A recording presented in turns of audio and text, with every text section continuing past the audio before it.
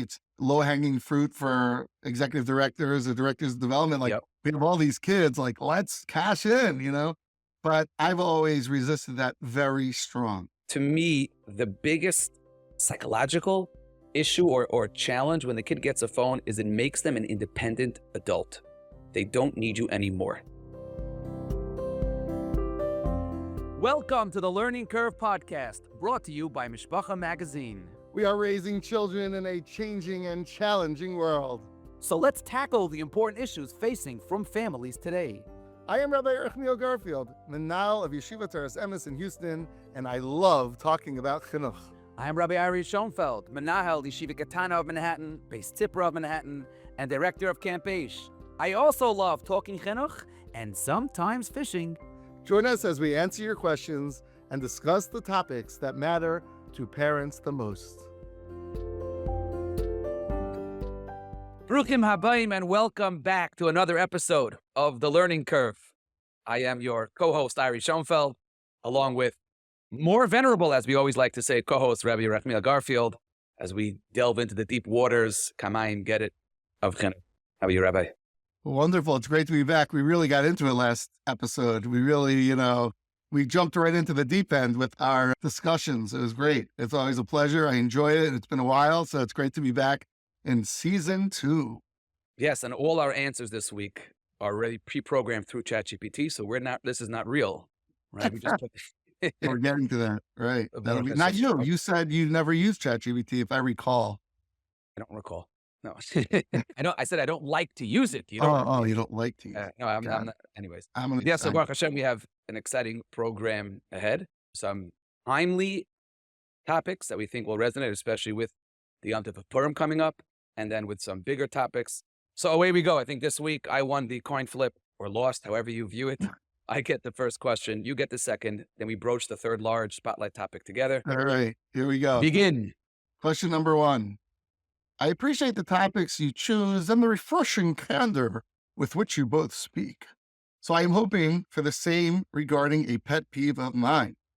Winter break is supposed to be a time to relax, but for parents like me, it often feels like a challenge. With schools out for so long, I find myself struggling to keep my kids entertained day after day.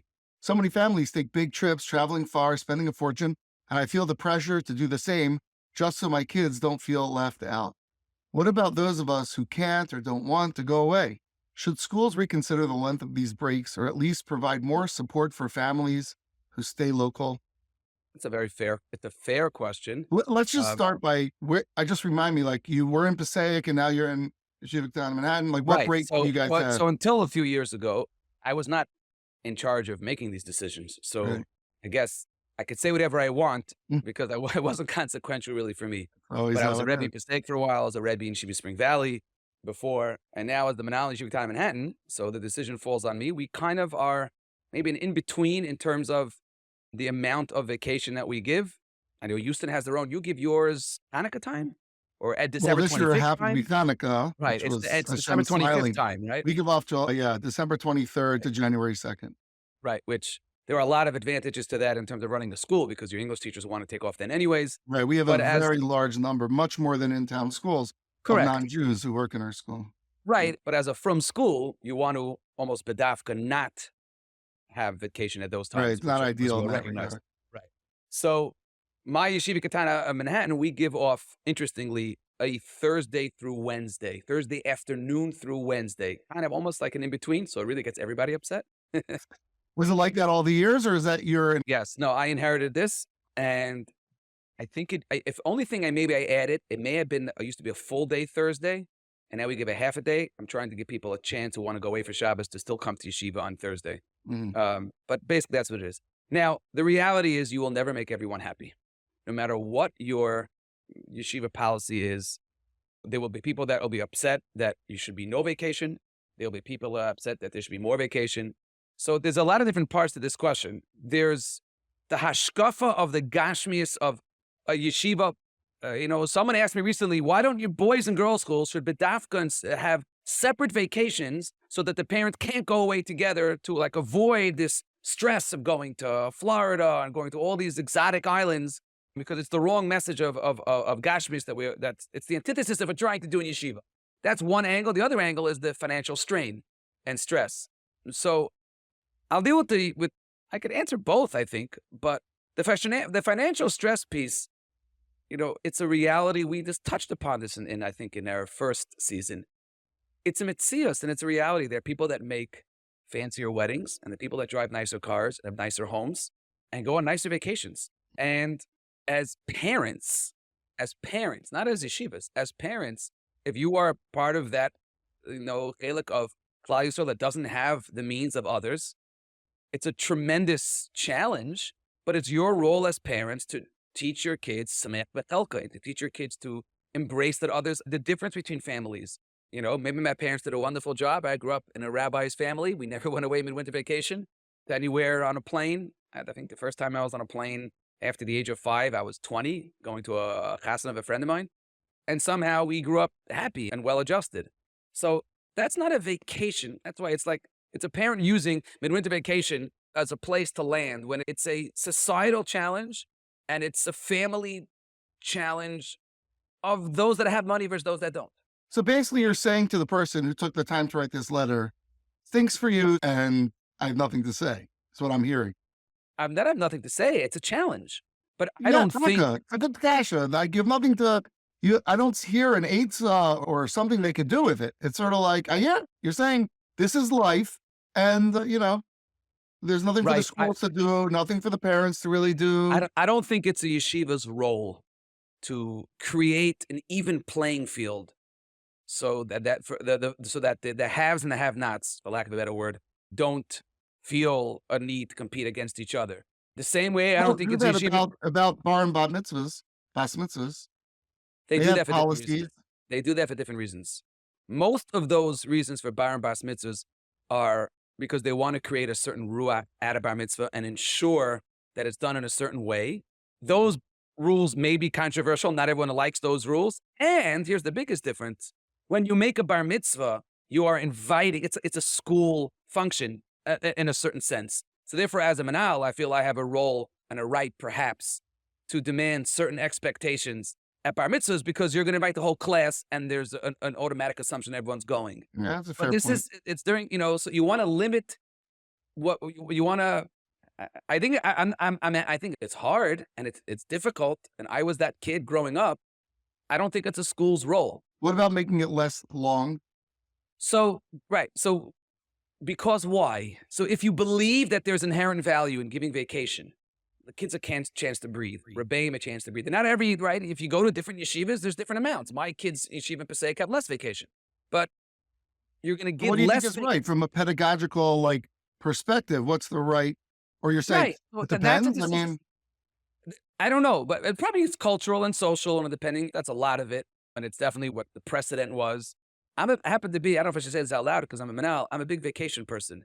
I think family time is amazing. Now, I have a huge advantage, and that is whenever I have family time, I'm off. I know that. I don't work as an accountant. When I give off, I am off. So it's an unfair advantage. But that being said, like when there's a snow day or when there's, when there's vacation time, leaving aside the logistical challenges of going to work, of course, I think it's awesome. I think it's beautiful for families to get together, and I'm not looking to chop away vacation time. Now, It's a challenge because there are families that can't go on vacation. Now, maybe should schools come up with day trips? I don't know if anyone does that. Do you know anyone that has tried it? It's been, the podcast we're 9 minutes in. You didn't mention that you have a camp. Maybe there's room for Aish camp midwinter. You're a funny man, Rabbi Those Garfield. guys that can't get in because registration is closed within 3 hours, you could open a 1 week. I did not pay you to say this, right? I did not. But do you know of any yeshiva that has day trips? I think it wouldn't work. I would think that it's like, anyone that does it? We did this year, which was actually quite successful because we got this feedback. We give off probably longer because it's from the 23rd to the 2nd. So it's like 7 days. It could be 8 days, depending on. Shabbosim? It depends on the calendar, but it's longer than your normal week. A lot of schools give 5 days, however they cheshbon it. Whereas we're more closer to 2 weeks of school time. So we did what we called Yarfei Kala days, and we paid the rebbeim extra, and we had just learning from 8:30 to 12 optional, and we filled, so the vacation was only 5 days. because we used 3 school days doing that, and Percentage of the like kids came. 80%. 80%. Different Wow. grades had different participation. I think so, like the 8th grade boys, maybe a little less or whatever, but generally speaking, it was pretty full. But it let people who needed to go away, go away. The Right. Rebbeim got paid, which was nice. We were able to always looking for opportunities to provide support for that. And parents felt like we heard this concern, which we did, and it was a compromise. Wow. The advantage, by the way, the longer you give off, the easier it is for you to kind of split that in half. In other words, when you give off 4 or Right. 5 days, Right. you're not going to have a 3-day archakala, then have a Correct. 1.5-day Correct. vacation. Correct. So in a way, Basically, giving what off it did more is it cut it vacation. down to basically what you have. Right. It was like, Exactly. instead of being Monday, it was like 3 days less, so it's 5 days. So you get from Wednesday to Wednesday or whatever it was, Wednesday to Tuesday. I think in the more yeshivish circles, it's a Friday, Monday. That's Right. kids yeshivas Right. have that. And invariably, a lot of kids will miss Thursday, and a lot of kids maybe will miss Tuesday, and Right. a lot of Right. kids will miss a day here and a day there. And the charge of the Gashmias piece, I think, is the same. Yeah, I don't Right. think yeshiva is promoting. We're not giving free vacations to Right. the Bahamas in our school, but there are kids and then families that have more means than others, and I don't think it's our role in a yeshiva to Okay. do. I'm waiting for. Do you No, disagree? with I agree. I agree. I think this is something that comes up a lot where parents feel pressure and they look Right. to the school to address it. Internet rules, phone rules, driving a car, it's much easier if the school takes a stand. And I think that a school has to be very thoughtful and strategic about that and not to, take over the responsibility of the Right, parent. but at least a phone rule, which maybe we'll get to today. There are ramifications internally, socially, in a classroom setting. If everyone has a phone, then at night, and maybe you're Yeah, but that's emailing not or always a texting. black and white Right, line. right. It's not.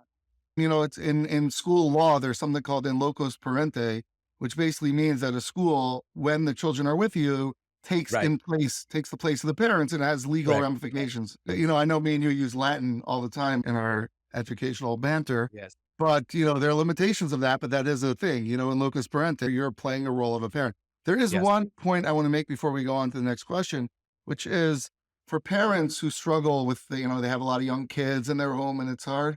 It always bothers me to hear parents say in front of their kids, "Oh no, you don't have school. Oh no, it's snowing. I can't be home with my kid.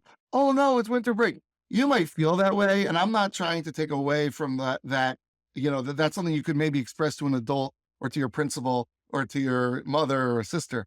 But to your kids, I think we have to be very careful. That is a horrible message for a parent to say, "Oh no, I have to spend time with you." And I don't think parents realize that a 3-year-old or a 5-year-old hears you say that. You don't think they're kids. They're not going to say, "Excuse me." They're not going to respond that way. But they essentially hear you say that you don't want to spend time with them. Imagine if instead you said, "Oh, a snow day, we get to spend the day together." Like, what a good deposit in the relationship. And I've heard parents that do say that, by the way. I know some very close to me who look forward to opportunities to spend time with their kids. What a crazy idea. So I just want to sensitize all the parents who are listening to this, at least, even if you feel that way, which is itself maybe something to explore, but certainly not to say it to your children, please, L'man Hashem. Wonderful. All right, let's move Okay. on to question number 2. Dear TLC, Purim is such a special time for children, but I struggle with the expectation that they should go collecting for their school. While I understand the importance of fundraising, I feel uncomfortable sending my young kids out to ask for donations and for tzedakah. As a parent, I want to teach them about giving and supporting our tzibur, but I also want to protect their innocence and keep their focus on the joy of the Yom Tov. This is, I guess, a Purim related, but we can expand upon this. How can I balance supporting the yeshiva while ensuring that my children experience Purim in a meaningful and age-appropriate way? So when this, Purim is soon, Mirz Hashem, so Rabbi Garfield, this is something that comes up every year. Parents, Manala. Yeah. So I've been very strong to resist this urge. It's like it's low-hanging fruit for executive directors or directors of development. Like, we have all these kids, like, let's cash in, But I've always resisted that very strong. And Why? I just think it's A, it's not the kid's responsibility. B, they don't have the social acumen to do it responsibly. C, that I don't know that you could trust children with money. And I just think that the whole thing just becomes a very unhealthy educational experience, primarily because it's so highly incentivized. And what schools end up doing is they essentially say to kids, if you collect money, you could get whatever, a bottle of soda or a Nintendo or a scooter or whatever, a bike, a trip to Israel, whatever they're giving away. And essentially the kids are just motivated by that. They're not doing it because of chesed or love of the school. They want to get the little gadget. And so what kind of chinuch is that? It teaches you transactional chesed, highly transactional chesed. Like, what if it's not chinuch? We discussed this in the first season, but what if it's not chinuch? What if it's just, not everything is chinuch? What if it's a yeshiva's way? Highly disagree with that, Rabbi Schonfeld, on the Learning Curve podcast. Everything is chinuch.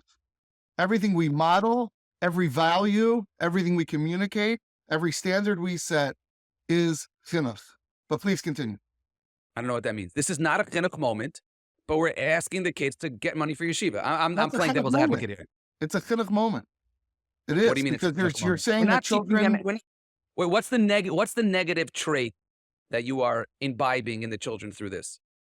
Well, if you highly incentivize them, you're training them that you do chesed to get money, to get, the gadget, to get the whatever. So that's first of all. And they all do that. They have these fancy brochures that it's like, has nothing to do with the chesed. Like sell the chesed, and forget the prize. Just have a picture of the sick kid or whatever you're raising for, the school, why it's so great. That at least is a little better. I still have the issues that I don't think kids could be trusted socially. You ever go to the mikvah on Erev Yom Kippur and there's like 8,000 kids tackling you for the boosters or I don't know what? Like it's, crazy. Who's to say they take that money and give it to the school even? I don't even know that's in the Sayin. That's so fair to set up all these kids. There's no way that's responsible. So I just think the whole enterprise is so flawed. And how much money really, are we talking? Now, all of that is from the school perspective. This question, I agree with everything you're saying. Oh, continue. Yeah. You what? I was trying to find a little different angle, but I'll share my sentiment a little bit. But so far, I have very little to share because I agree. Continue. Oh, wow. Well, I would like to apologize to all of our listeners for that. But I think the question that the person is asking is more as like a parent. Okay, so you're a school leader. I would say I would not advise it and, whatever. But let's say you're a parent and the school is doing it. So what I would do and what I've done is I say to the kid, I will buy you that prize and we'll find another way to do chesed because the prize is worth 12 cents generally. No, what if it's a propeller fan, a battery? They're still worth 12 cents. They just look like they're worth like those propeller fans that you put your finger in and it stops the fan from going. Okay, 13 cents. I mean, these batteries are ridiculous. So I would tell the kid, listen, if you really want to do it, I will buy you that prize, but we're going to do some kind of chesed, but it's nothing to do with that, Right. So just to add, Yehuda v'oid l'kra, meaning I really agree with the entire sentiment. I do think that there is this almost, as you said, it becomes just a shtick, a way to get, whether it's whatever the big prize is, and the older the kid, the bigger the prize. Right. And the kids will work literally just to get to that amount, to get the prize. Oh, I got my $360, so I get my basketball or my suit that they're offering if you're a high school kid, and then I'm done. I don't think there's any steiging or any kind of growth from it. Different communities in terms of parents do have different social pressures. And, there are like in Passaic, it is accepted, the 7th and 8th graders, they're in limousines and they're driving around the whole day on Purim collecting. I'm not saying whether that's accepted by most people. So as you said, as a parent, as a yeshiva, if that was my school, I would not promote it at all. A lot of them are not done by this school. There's, a kid's father is involved in this chesed organization, so he gets 8 kids, right? It's, as yeshivas, we don't control everything. But as a parent, I with my own children, it was not something we promoted. I did not stop my child from being together on Purim, dressed up in a onesie with all his friends who are going collecting for some amazing organization. I wouldn't stop my kid. I would educate him about it. I'd say you had to be respectful and, it's not like money. Don't do anything for money. Like these people do crazy things and all that. But I wouldn't stop a kid in that scenario. Right. Right. I wouldn't stop, but it's not. But yeah. Right. But we had an incident, a wonderful story in our yeshiva here in Yeshiva Katan Manhattan, where 2 8th graders went around on their own. So this is where the beauty comes in. One of the Rebbeim in yeshiva had a sefer that he never wrote. He had all the notes, but it's expensive to publish a sefer. So not telling him, they went around the community collecting money so the Rebbe could put out a sefer. Beautiful. And they collected a couple of $1,000s and they gave it to him as a surprise. Wow. He just put out the sefer actually a few months ago. And in the middle, in the Akdama, He has this big, huge page thanking this Talmud. Wow. Yeah, Yeah. that's So different. that's right. But that's an 8th grader. That's not a 12th grader. That's, and when Right. you get to Misifta and you want to, when you're a Besmedrash guy and you want to go around a Karsa Taif to your Rebbe, it's very different. But as a 12-year-old, it's, Yeah. Yeah. I don't see the real I problem. understand that it's easy, it's easy to do because the kids are there and they fall for it, but I resist it. I just think it's not worth the money that's being made. Right. Okay. Now let's go on to our spotlight question and our guest. And I guess let's read it and talk about it, and hopefully we'll hear from our guest about it. My daughter, the oldest child in our family, is in 7th grade and has started babysitting frequently. Today, many families do not have home phone, and she wants to get a phone so she could contact us when she is away from home. I know that once we say yes, it will require us to monitor and limit the use to those times. We have an old iPhone that is filtered, and my wife seems comfortable allowing my daughter to use it when needed. I am less comfortable, but we are both new to this, and my daughter for sure knows technology way better than we do. What should we look out for in making this decision? That is a loaded. I wonder question. how many people cannot relate to this. I so relate to this. I mean, it's like, I don't want to say I like it happened I to have a me, 7th but- grade daughter. She's not a big babysitter yet, but and this is not me writing this email, but this is a loaded question. There's Yeah. 35 different parts of it, and that's why one of the things I'd like to do is to bring on our guest to discuss this big issue. Before we begin this sugya, Rabbi Garfield, I do want to make a disclaimer. The question was discussing an iPhone, but I think, although we like to have banter back and forth, we'll both agree to this, I hope, and I hope all parents will understand this, that your child, definitely middle school, 7th grade, 8th grade, really through high school, probably through adulthood, but definitely your child has no reason to ever have a smartphone, ever. And we'll discuss the dangers and the technicalities of a smartphone later on in this episode and bringing on, our guest. But I think it goes without saying that when there are children that need phones, in my yeshiva, there are kids that need phones because they walk to school every day and their parents don't want them going alone, or they need to call an Uber in Manhattan to get to yeshiva. A fig phone, a kosher phone, a Kyocera, I think is what it's called. All these different types of a cat phone, all the different types of kosher phones. There's no need for anything above that ever for your child. So we'll discuss this sugya that the way it was asked, but I do want to almost make a makah before we begin. I agree. It's one of the rare cases where everyone agrees, Jews and non-Jews, religious, non-religious, psychologists, rabbanim, anywhere you look, everyone agrees that a cell phone has very detrimental effects, specifically on teenagers and girls, but on everybody. And, it's just such a clear issue. Good. Now we could go back to the sugya. So to me, just again, there's big picture, bird's eye view. The longer you can have your kid not having a phone, the better. And I have a little bit of a different perspective, chinuch-wise. I heard this from one of my Rebbeim, Rabbi Gershon Kramer, about his issue with cell phones for kids. I know we'll hear a lot about the dangers of exposure and, of schmutz and of inappropriateness and of grooming and chats and all the dangers of technology in the phones. And I'm not belittling those at all. To me, the biggest psychological issue or challenge when the kid gets a phone is it makes them an independent adult. They don't need you anymore. Mm. And, I have, when I call an elementary school kid, I got this from Rabbi Kramer, and I'll call their house to speak to them. I'll never ask for them. I'll ask for their parents, and I'll say, hey, could I speak to your son? And when a son or a daughter has a cell phone, they become their own person. They become incredibly independent. And at a young age, they're not ready to be independent. They don't need you for a ride. They don't need you to find out the way. They don't need you as much. And I just think we have to just be wary and aware of that the longer we can hold off giving them a phone, the more we can keep them as children. And a lot of this is society. Schools have a huge role in this, but culturally, there's a huge role in this. Baruch Hashem, I have a 10th grade son who's in a Mesivta in Clifton, a wonderful Mesivta, doesn't have a cell phone, and is not asking for one, because that's just not what's standard in his class, which is a bracha, tremendous bracha. I recognize that bracha. So a lot of this is fighting the society that you're in and culturally where you are. To me, that's the I'm preamble. wondering, though, we could agree that it's a legitimate request, right? I mean, to be in a house babysitting with no way to call out if, God forbid, there's a challenge or for a girl, I think that's a legitimate. Yeah, I mean, I Or, haven't touched the right? question yet. Yes. Okay. So we have in our family, and I tell this to parents, is what's called a family phone, right?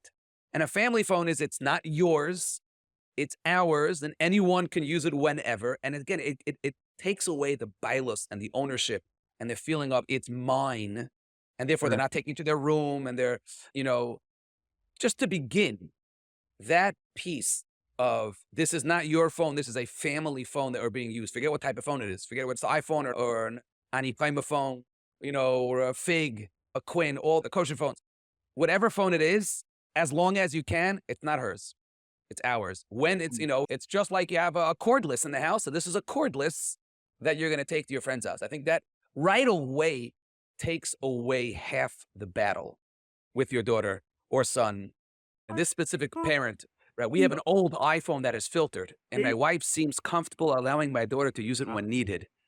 I don't want to call it a Pandora's box, but is an issue that I think that we as the parents must be familiar with. What does that mean? What does it mean to be safe? Obviously, there's hashkafic implications about owning a phone and that. There's a lot of different angles to this, but we thought it would be very important to bring in a person who does this all day. Is Isaac B'tzarkei Tzibor. I guess I have to be honest right away in telling everyone that we're related. I was going to wait till the end of the podcast to say that, but we are cousins. But it really is an honor to bring in Rabbi Yossi Strickman. Yossi is the founder of Project Trust, an initiative that offers comprehensive support to those navigating the dangers of technology, including exposure to improper content, unhealthy internet habits, and cyberbullying.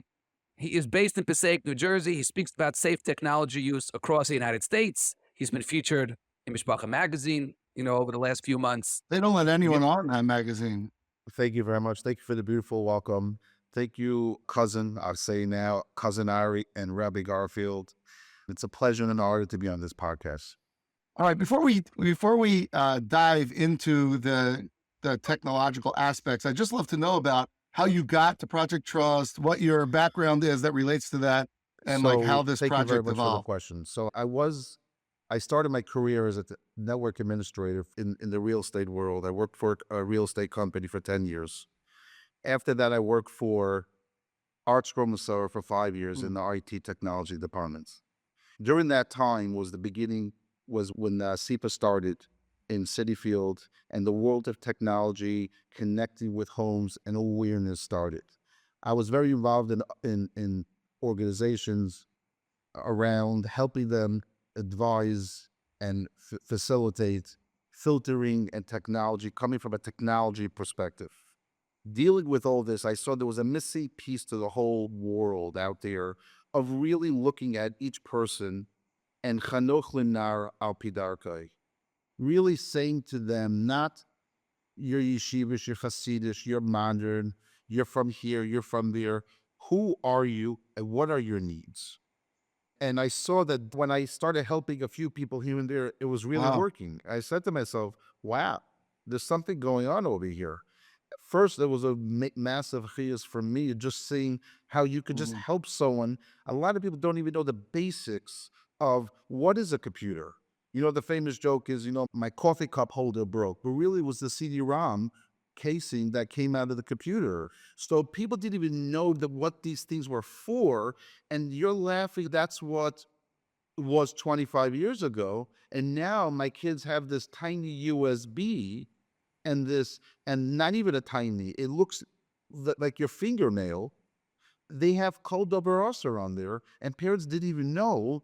And what I hear a lot from parents is, I'm naive, I'm stupid, I don't know anything, so just let them have everything they want. And I said, no, let's figuratively hold your hand. Let's make you comfortable as a parent. Let's give you resources. Let's give you a place to say, Shalom Aleichem, is this okay? Is this bad? Now let's get into who's your child? What do they need? And how we get. I'll give you an example. I speak to schools a lot, and they say, we're going to make a rule this week, no TikTok, no social media. I said, why are you doing that? They said, what do you mean? I said, because if one kid is into movies and one kid is into social media, another kid is into texting, you missed the boat. Because now you're not fixing the problem, you're only fixing the big name problem, but every other kid is not getting the help they need. But if you say to a kid, tell me what you are ready to do today. Who are you?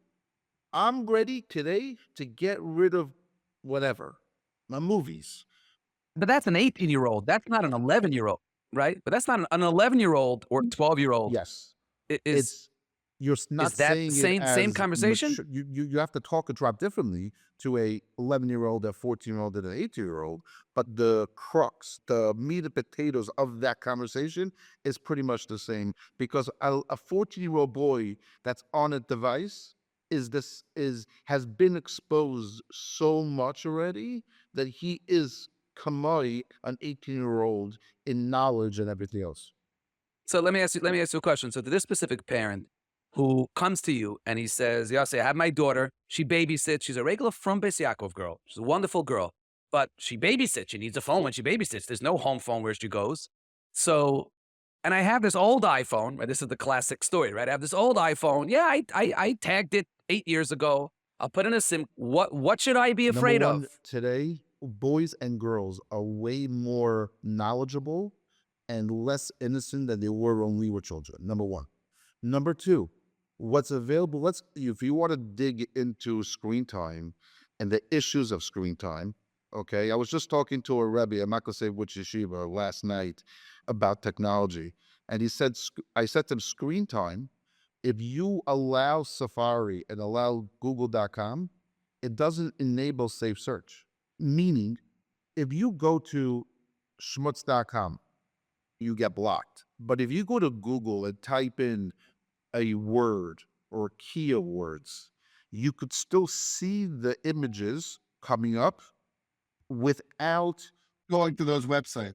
I know if you like search a name, they'll show you like the top 6 images of that thing. Okay. Yeah. So As now let's part of talk the about- news. So my daughter there won't are have a browser three on the phone. by default, 3 browsers on the phone. And I'll use an iPhone because you're mentioning an iPhone. You have a Safari that's built in, Siri, where Right. people think it's a separate browser. It's a separate browser. Okay.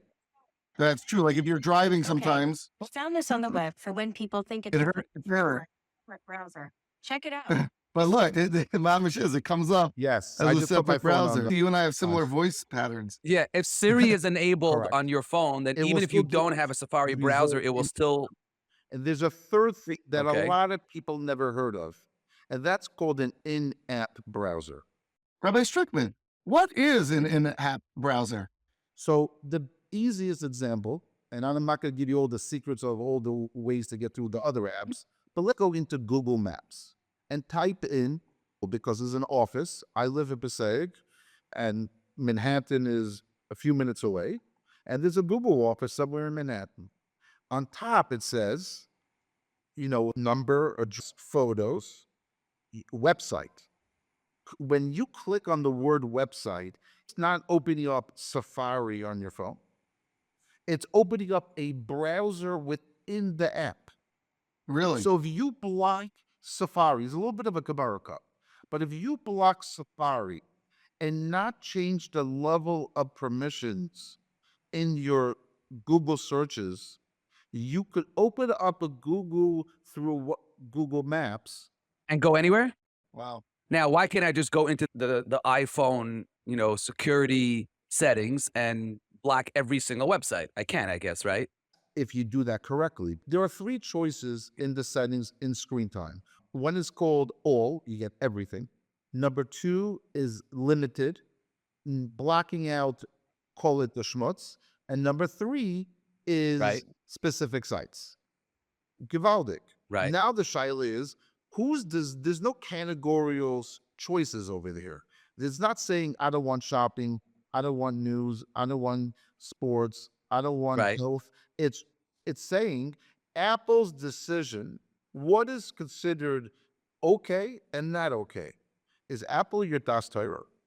So I'm that from parent, and I'm gonna answer everything, and I'm gonna do it right. And the only thing my daughter is gonna have, well, I want is either WhatsApp or texting.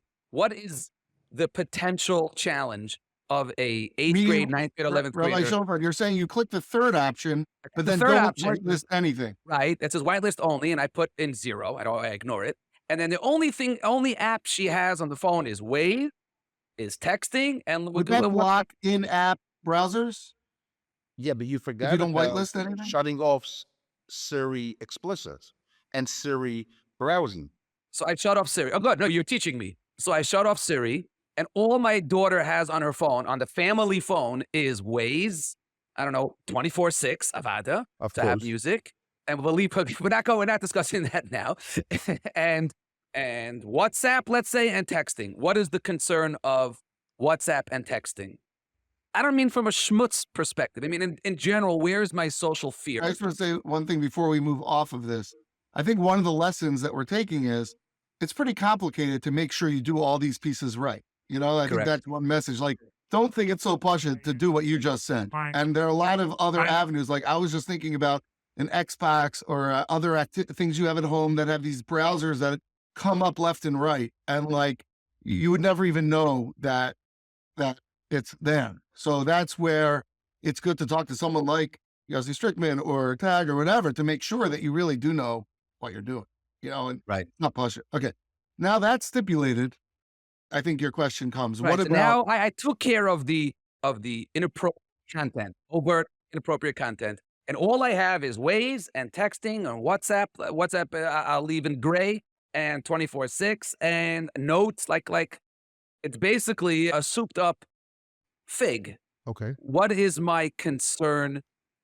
Where are the pitfalls there? So number one, there's a saying in Hebrew, "Mal b'kodesh ve'emeriden," meaning once you start Okay. going to a smartphone over a fig, you're never going back to a fig. I don't want to hear it that I'll do it when I get there. It's not happening. And once you start with a non-fig, What's your experience with the new fig? I know the new fig. There's supposed to be a lot of the glitches were fixed. I mean, I don't know if you own part of the company, but you have an opinion on fig? I think It's a type of out phone. out of the new phones that are coming out, Fig is one of them. It's made the best of the basic phones. But it doesn't allow WhatsApp. It does right? not allow WhatsApp, but the Mila is also, it doesn't have an SD card slot. So you can't. So you right. cannot put pictures. Okay.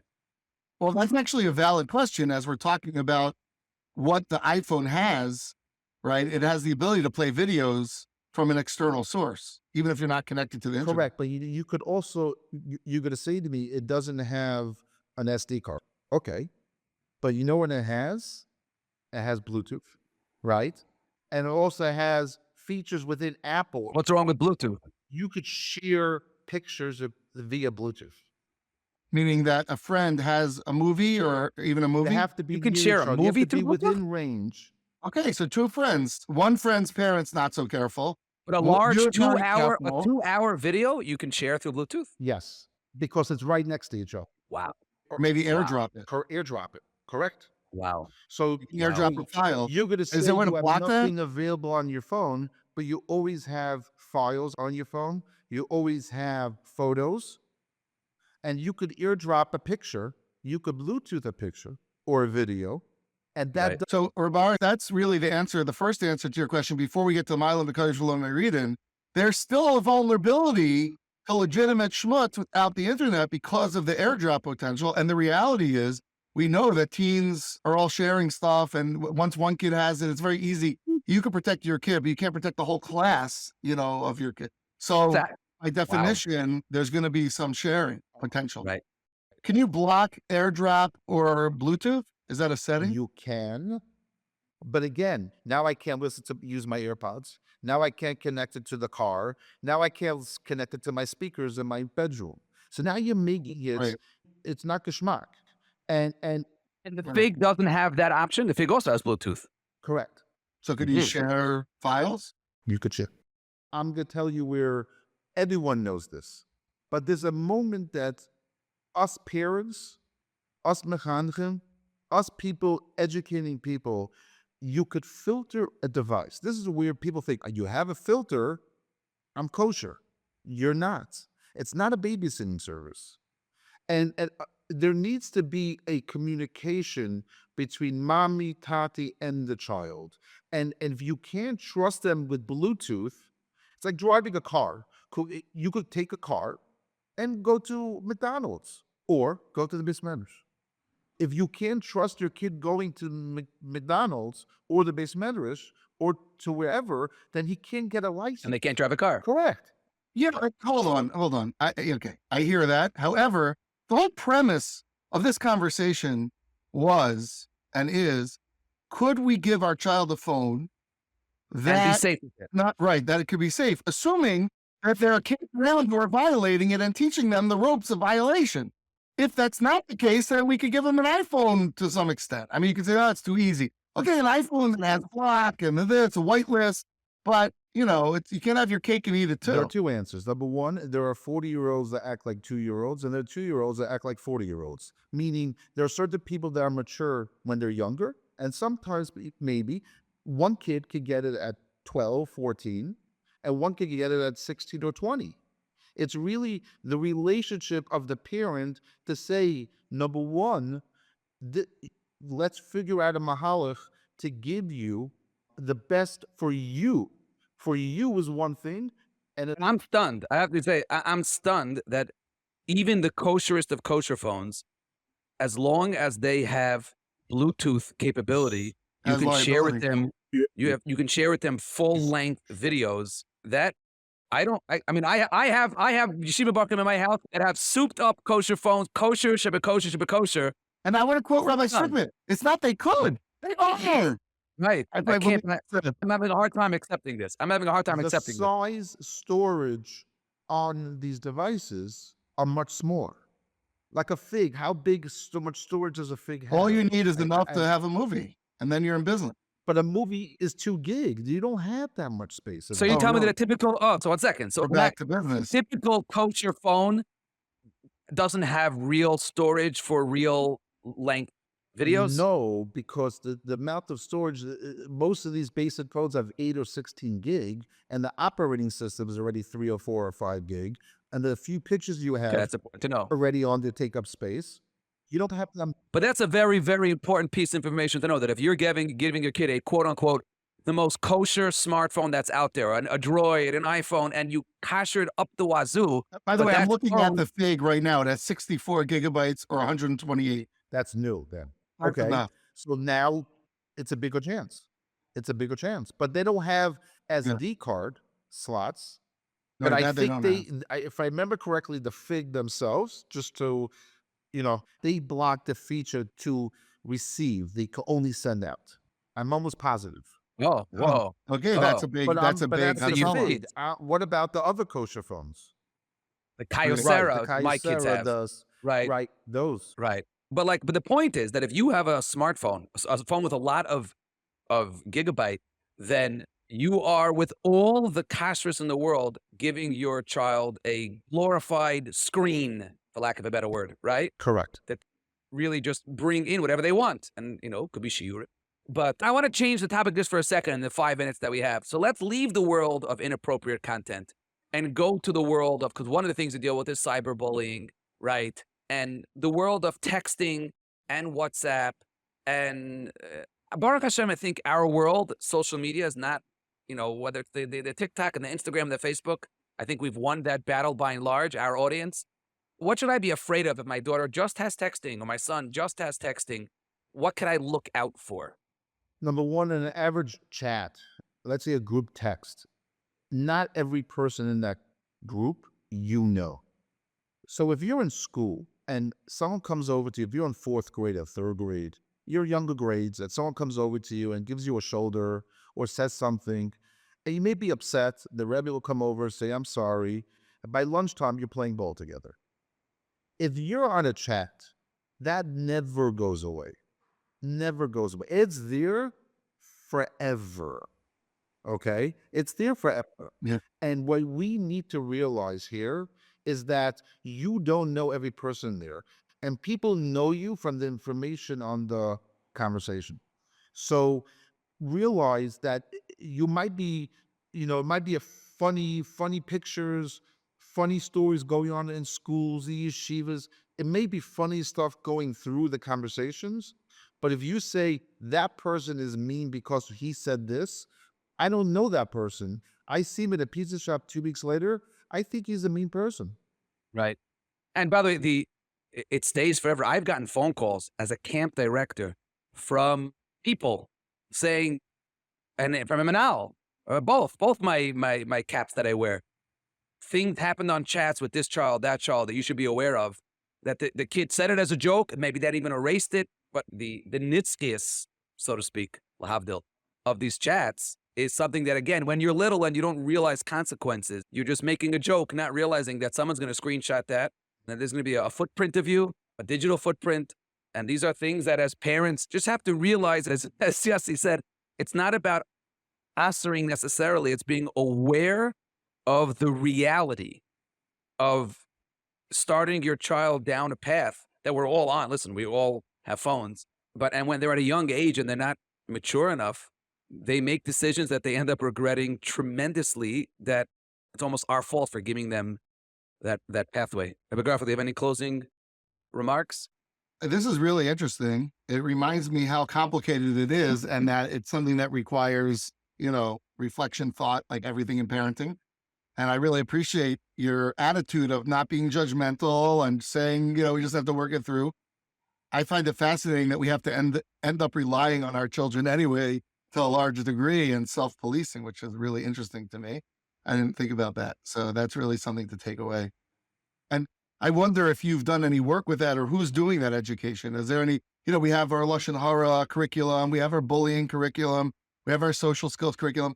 I don't know that we yet have a focused curriculum for children about self-policing.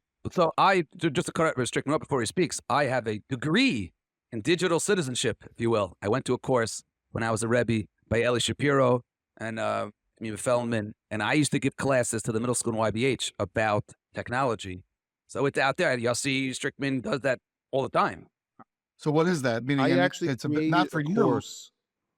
Oh, tell us. It's Yeah. going to sound funny. The basics of a computer for parents, the basics of Wi-Fi, the basics of a smartphone.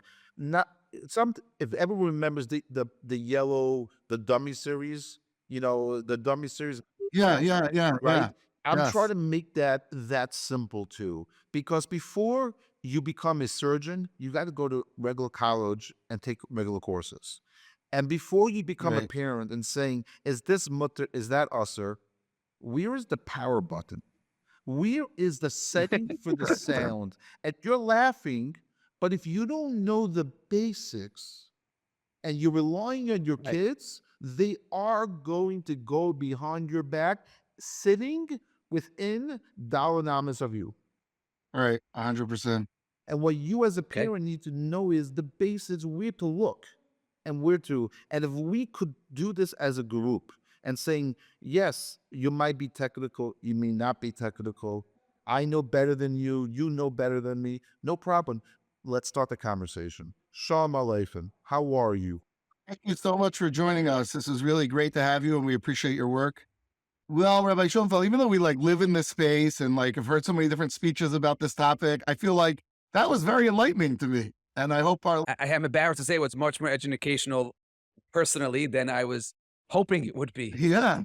If we don't know what we're doing, oh my gosh, we're in trouble, right? I just think there are two separate lanes that we have to travel at the same time. And one is the inappropriate content, the Seminary or the exposure to inappropriate, whether it's hashkafa and things along those lines. And then there's just using technology in a safe way, whether it's bullying, whether it's recognizing that what you say could be copied and pasted, right? There's two angles. And then there's what we started with is the fact that your kid has a phone just gives him or her a sense of independence that we don't necessarily think is the safest for them. These are big issues that parents have to navigate. Yeah, 100%. And having people around, the resources of TAG and of Rabbi Strickman are really extremely helpful.